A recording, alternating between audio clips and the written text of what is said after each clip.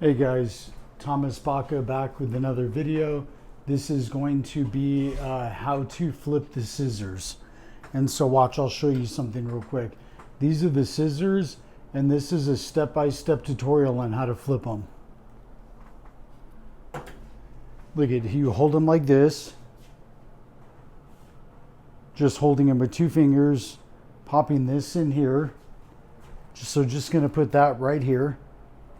Just going to come right, have that pinky come here. That's the first trick. So just going like that. And how I do that is with this finger, I'll kind of push it, show it into there, push, show it into there. That's the first move. Just being able to go like that. If you can go like that, so I just spin it once and I grab it. Spin it once and I grab it. If you want to do it with a comb, you could be holding a comb in this hand, and you could spin it, but this is the scissor trick. It's the main concept of it is to just go like this,